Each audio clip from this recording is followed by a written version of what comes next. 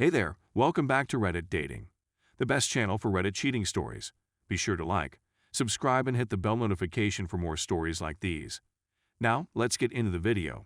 My fiancée, female 23, deceived me, male 26, for 3 months by claiming she wanted to rebuild our broken relationship. After that, she had an affair with a coworker. On the 22nd of August this year, we announced our engagement to one another. Yes, she stated emphatically. We lived together in an apartment for a period before moving into a house to rent out as a family unit. I reasoned that everything was going swimmingly in our relationship. It took approximately a week after we moved in before she grew distant. Dismissive. It was the night before that I brought it up to her attention, and she was talking on the phone for the majority of the time I was talking to her about it. Keep in mind that she was dismissive during the entire story I'm about to tell you. Let's fast forward a few weeks and see what happens. We had planned to treat her to a birthday dinner out with friends and family. It wasn't her birthday yet, so this was just a small early celebration. I wasn't pleased at the time since we were going through some difficulties, work was difficult, and we had to put down a cat we loved. Our buddies noticed that I was melancholy later that evening. We were at this spot, and I was on my way to the next destination. Just get over it, she told him. Just be thankful for me because this is the one and only weekend I will have to celebrate my birthday this year. That night, she grew intoxicated to the point that she required medical attention, and I was forced to call an ambulance. At some point, she told me that I was for doing it and that I didn't have to do it anymore. Her home state is the state of Ohio. We used to spend a lot of time there visiting her relatives. When we returned the following weekend, she was dismissive once again. Nothing she said or did was directed at me, nor did she make any physical contact with me.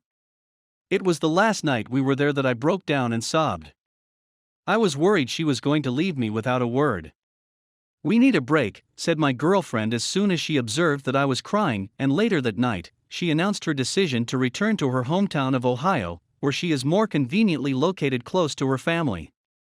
It was clear to her that Ohio would be a recurring theme in her life, and she planned to return with or without me. We never took a break from our labor.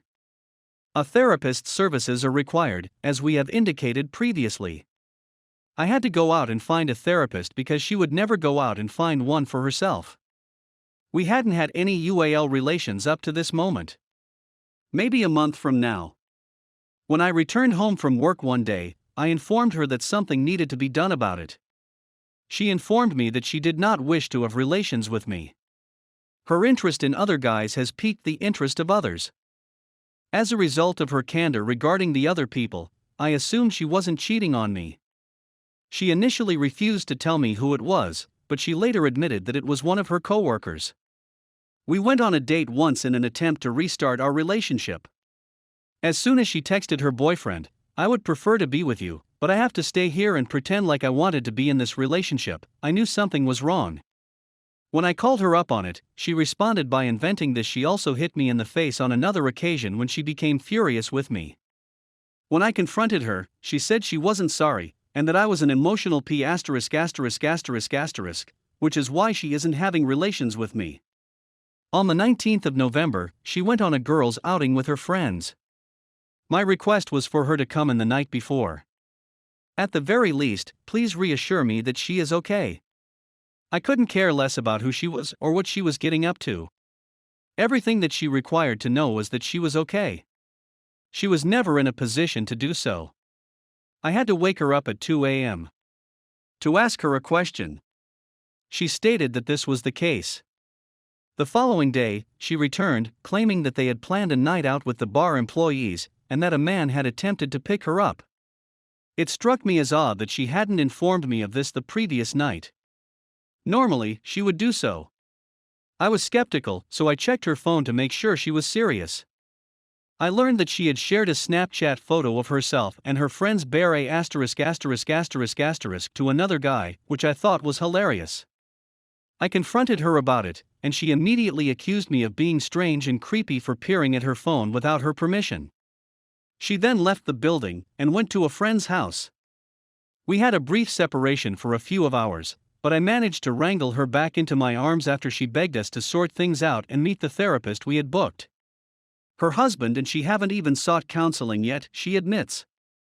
As a result, I began putting the pieces of the puzzle together. Towards the end of November, she began staying late at work and returning home with her engagement ring still in the car. On December 10th, I saw she was messaging the person she was working with on her cell phone. When we arrived in the city on the 11th of December, I found that she had contacted him a few times throughout the day. I was annoyed at the time. "Oh my, I'm so sorry, but when you say it all like that, it sounds horrible," she gasped when I brought up all the red flags I had spotted the day before. This was a dialogue in which she initially acted defensive, then did not, and then did so again. She said that they mainly talked about work during their conversation. As a result, I requested that the texts be read to me. "Trust me, if you read those, I understand what you're going through," she said. "You're going to be enraged." After dinner, we had planned to have a gaming night and spend quality time together later in the evening. We were playing games when she took a couple glances at her phone, after which she decided she didn't want to continue playing. She had worked herself to exhaustion. We sat in bed so that I could watch television, and she sat in a position perpendicular to the television. As I watched her frantically scanning through her phone, it became clear that she was looking for photographs. In my head, I'm thinking, she's sending this guy naked. He was right next to me on the seat. It felt like her feet were on top of me. My friend's phone is charging right next to me. As she rolled over, I asked if she wanted to charge her phone. She said she did. There was no reaction from the audience. Despite saying 2 more things, I did not receive any answer.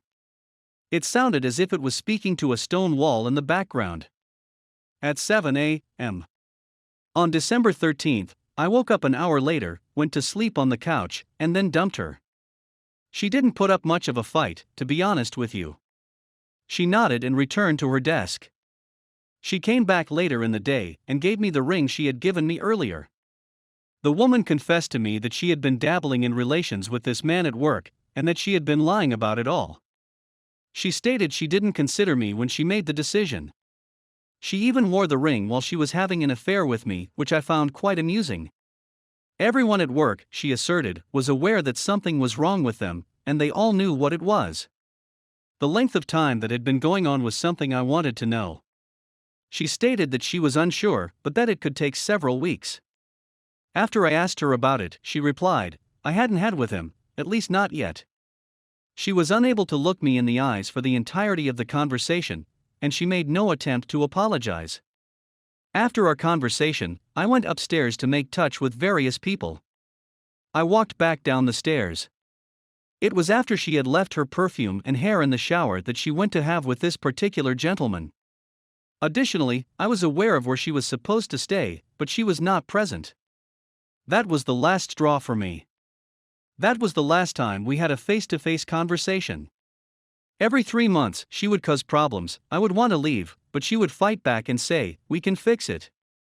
If I was angry or depressed, she grew irritated with me. She went through with it because, according to her, she felt bad for feeling this way, and that it was having an effect on her. She was also sneering and dismissive. She didn't inquire about me, and her companions didn't engage in much conversation with me after that. She made it appear as if I was the source of the problem.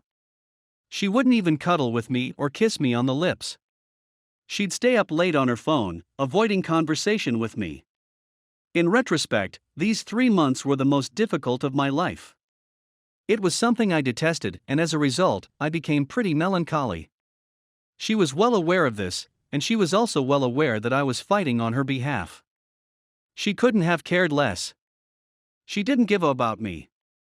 I know she cheated on me for the first time in September, because I can feel it in my bones. I also have a strong feeling that she had previously had relations with him. Now that it's all over, I can relax and enjoy myself. For the rest of my life, I will have a scar from what this woman did to me on the inside of my thighs. I have the ability to rehabilitate and restore my identity. As a result of today's post, I'm angry, upset, and perplexed. But I'm already feeling better because she's not causing me any discomfort anymore. It is not in my nature to allow a woman to take advantage of my affection and lie to me about everything. After she left, I couldn't be happier.